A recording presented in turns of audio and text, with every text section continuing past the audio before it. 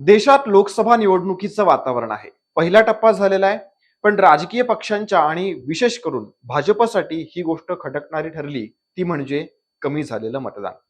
खुद्द पंतप्रधान नरेंद्र मोदी यांनी या कमी झालेल्या मतदानाची दखल घेतलेली आहे.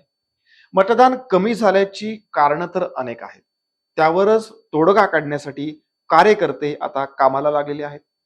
राहिलेल्या टप्प्यात मतदानाची टक्केवारी वाढवण्याचं आव्हान असणार आहे. त्यासाठी खास अशी रणनीती आखण्यात आलेली आहे. कोणकोणते मुद्दे महत्वाचे ठरणार आहेत या व्हिडिओमध्ये सविस्तर पाहणार आहोत. नमस्कार, मी प्रदीप आणि आपण पाहताय बखर लाईव्ह.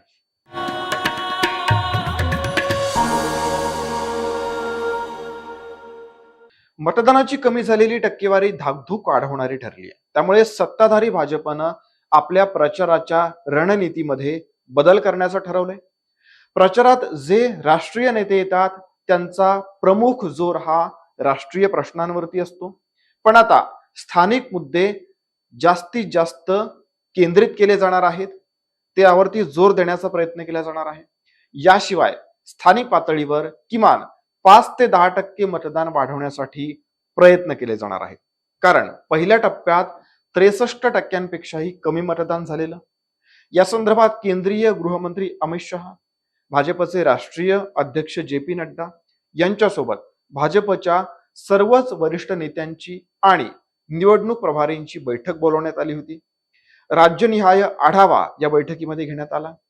आता राहिलेल्या टप्प्यातलं मतदान किमान आत्ता झालंय त्यापेक्षा कसं वाढवता येईल यावरती प्रामुख्यानं या बैठकीमध्ये जोर देण्यात आला.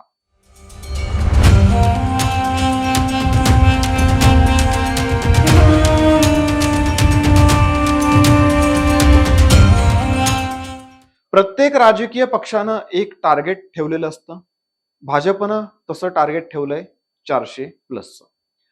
मतदानाच्या टक्केवारीचाही विचार यामध्ये असतो. 2014 साली भाजपनं सत्ता स्थापन केली, त्यावेळी जवळपास 66% मतदान झालं होतं. पुढे 2019ला भाजपनं पुन्हा एकदा सत्ता स्थापन केली, त्यावेळी मतांची टक्केवारी होती 67.40%. आत्ताची टक्केवारी 63% इतकी आहे. अर्थात अजून निवडणुकीचे उर्वरित टप्पे आपल्याला बघायचे आहेत, ते बाकी आहेत. त्यामुळे हा टक्का वाढवण्याचं प्रमुख टार्गेट किंवा आव्हान हे असणार आहे. किमान 66% वर ही टक्केवारी जायला हवी असे प्रयत्न केले जाणार आहेत. भाजपचे सर्व पदाधिकारी, भाजपचे कार्यकर्ते यांना पंतप्रधान नरेंद्र मोदी यांनी कामाला लागण्याचे निर्देश दिलेत.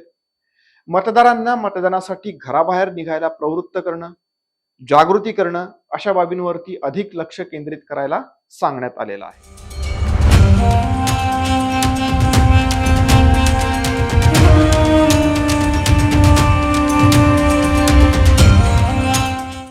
पंतप्रधान नरेंद्र मोदी यांनी खरं तर आधीपासूनच आपल्या प्रचार सभांमधून बूथ स्तरावरच्या मतदानाचं महत्व सांगितलं होतं. आता जे.पी. नड्डा यांनीही आपल्या नेत्यांना याबाबत सजग केलंय. बूथ स्तरावर कार्यकर्त्यांना सक्रिय करा.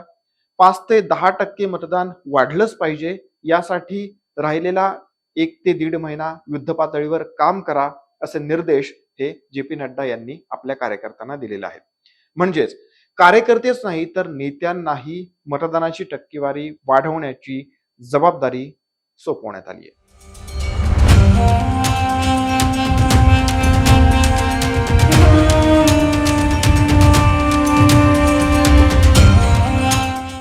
भाजपचा प्रचार तर जोरात सुरू झालेला आहे, पण प्रचारात राष्ट्रीय मुद्द्यांपेक्षा स्थानिक मुद्द्यांना सर्वसामान्यांची पसंती अधिक असते. त्यांना राष्ट्रीय मुद्द्यांमध्ये फारसा रस नसतो. त्यामुळे प्रचारातले मुद्दे महत्वाचे आहेत. त्यासोबतच विरोधकांना चोख प्रत्युत्तर देण्यासाठी प्रत्येक जिल्ह्यात वॉर रूम सुरू करण्यात येणार आहेत. त्यामुळे भाजपच्या या रणनीतीला कशा प्रकारे प्रतिसाद मिळतो, पहिल्या टप्प्यात झालेली 63% मतदानाची टक्केवारी पुढच्या टप्प्यांमध्ये वाढते का ते पाहावं लागणार आहे. हा व्हिडिओ आवडला असेल तर लाईक करा, शेअर करा, चॅनलला सबस्क्राईब करा. तुमच्या प्रतिक्रिया आमच्यासाठी महत्त्वाच्या आहेत, त्यामुळे कमेंट नक्की करा. त्याचबरोबर आमच्या फेसबुक, एक्स आणि इंस्टाग्राम पेजला फॉलो करायला विसरू नका. धन्यवाद.